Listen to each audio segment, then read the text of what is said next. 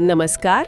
और आप सभी सुनने वालों को श्री कृष्ण जन्माष्टमी की बहुत बहुत शुभकामनाएं। नमस्कार। और हाँ, आज का दिन बहुत खास है, जन्माष्टमी का पर्व। बिल्कुल। और आज हम एक बहुत ही दिलचस्प सफर पर बात करने वाले हैं, श्री कृष्ण का जीवन। हाँ, वो यात्रा जो एक माखन चोर की नटखट शरारतों से शुरू होती है और भगवत गीता के उस गहरे ज्ञान तक पहुंचती है। हमने इसके लिए जो स्रोत सामग्री देखी है उसका शीर्षक है कृष्ण, माखन चोर से गीता उपदेशक तक।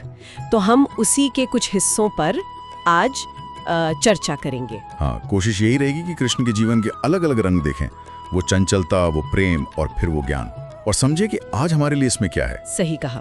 तो कहाँ से शुरू करें? वृंदावन से? हाँ, वहीं से करते हैं। उनका बचपन स्रोत में जैसे बताया है, वो मासूमियत, शरारतें, बांसुरी की धुन, और हाँ, वो माखन चोरी वाला किस्सा, मुझे लगता है वो सबसे ज्यादा मशहूर है। यशोदा मैया रोज परेशान कि भाई माखन जाता कहाँ है रोज। बिल्कुल। और फिर वो एक दिन कृष्ण को पकड़ लेती हैं रंगे हाथों, दोस्तों के साथ, मटकी फोड़ी हुई और सब माखन खा रहे हैं। हाँ, और उनका गुस्सा होना तो बनता भी है, पर कृष्ण का जवाब वो कमाल का है। जब यशोदा ने पूछा, क्यों रे कान्हा फिर माखन चुराया, तो कृष्ण ने जो कहा, जैसा सोर्स में आता है, मैया मैं माखन कहाँ चुराता हूँ, मैं तो तुम्हारा प्रेम चुरा रहा हूँ।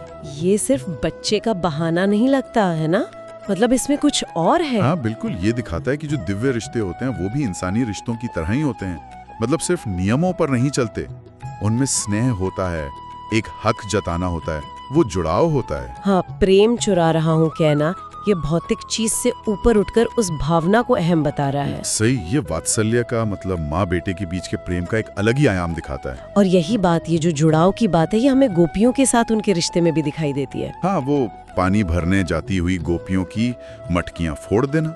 ऊपर से देखो तो शरारत ही लगती है। लगती तो शरारत है, पर जब गोपियों ने उनसे पूछा, हंसते हुए ही सही, कि आप तो भगवान हैं, धर्म बचाने आए हैं, ये सब क्या कर रहे हैं, तब कृष्ण का जवाब वो भी बड़ा गहरा है। उन्होंने कहा, अगर मैं सिर्फ भगवान बनकर दूर खड़ा रहूं तो तुम सबके जीवन का ये जो बचपन है, ये जो मुस्कान है, वो कहाँ जाएगी? मैं तो तुम्हारा साथी हूँ। अच्छा, तो मतलब ईश्वर कोई दूर बैठा हुआ बस आदेश देने वाला नहीं? नहीं, बिल्कुल नहीं, बल्कि वो जो जीवन का आनंद है, जो खुशी है, उसमें शामिल होने वाला दोस्त है, सखा है। ये बताता है कि आध्यात्मिकता कोई सूखी नीरस चीज नहीं है, वो उल्लास से भरी हो सकती है।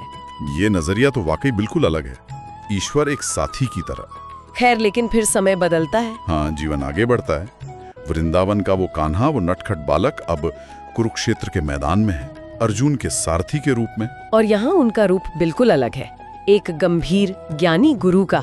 बिल्कुल, जब अर्जुन का मन हिल जाता है, अपने ही लोगों के खिलाफ लड़ने के विचार से वो कांप जाते हैं, तब कृष्ण सामने आते हैं, दोस्त से ऊपर उठकर गुरु बन जाते हैं। और वहीं जन्म होता है भगवत गीता का, वो उपदेश जो आज भी लोगों को रास्ता दिखाता है। हाँ, गीता का सार, आत्मा अमर है, शरीर तो बस कपड़ों की तरह है, नश्वर है। पर मुझे लगता है जो बात सबसे ज्यादा असर करती है वो है निष्काम कर्म का सिद्धांत। जी। वो श्लोक है ना, कर्मण्येवाधिकार रस्ते मा फलेषु कदाचन। हाँ, सही कहा कि तुम्हारा अधिकार कर्म करने पर है, उसके फल पर नहीं। इसका मतलब ये नहीं कि आप नतीजे की बिल्कुल परवाह ना करें। हाँ, ये समझना जरूरी है। हाँ। मतलब ये है कि आप अपना काम पूरी ईमानदारी, पूरी निष्ठा से करें। जी। लेकिन फल क्या मिलेगा, इसकी चिंता में, इसके मोह में ना फंसें। फल की आसक्ति से मुक्ति। बिल्कुल, अपने कर्म को ही पूजा समझें और फल ईश्वर पर छोड़ दें। यह आपको बेवजह की चिंता, तनाव, इनसे बचाता है। तो कृष्ण ये भरोसा भी तो देते हैं कि जो उन्हें प्रेम से, श्रद्धा से याद करता है, वो हमेशा उसके साथ है। हाँ, ये आश्वासन बहुत बड़ा है। तो अगर हम इस पूरी यात्रा को देखें, वृंदावन से कुरुक्षेत्र तक, तो आज के लिए क्या मुख्य बातें निकल कर आती है, मतलब क्या सीख सकते हैं हम? देखिए, स्रोत के आधार पर अगर हम बात करें तो मुझे लगता है 3 मुख्य चीजें हैं। पहली, कृष्ण के बचपन से ये सीखना कि जीवन में थोड़ी सहजता, थोड़ी खुशी, थोड़ी शरारत बनी रहनी चाहिए। हाँ, जिंदगी को बहुत ज्यादा गंभीर बना लेने से उसका रस खत्म हो जाता है। बिल्कुल। दूसरी बात, वृंदावन की लीलाओं से, प्रेम से ये सीखना कि रिश्तों में देना, समर्पण करना, वो स्नेह का बहना जरूरी है, सिर्फ लेना नहीं। जुड़ाव का महत्व। हाँ, जुड़ाव। और तीसरी बात, गीता से अपने काम पर, अपने कर्तव्य पर ध्यान देना, पूरी लगन से करना, लेकिन नतीजे से बहुत ज्यादा जुड़ना नहीं, अनासक्त भाव।